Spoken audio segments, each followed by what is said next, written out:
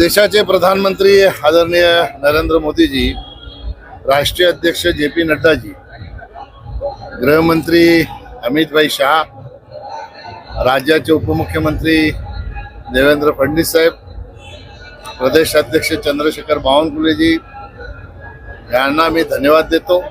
त्यांनी पुन्हा एकदा माझ्यावर विश्वास दाखवून मला तिसऱ्यांदा या भिवंडी लोकसभेमध्ये महायुतीचा उमेदवार म्हणून उमेदवारी दिलेली आहे.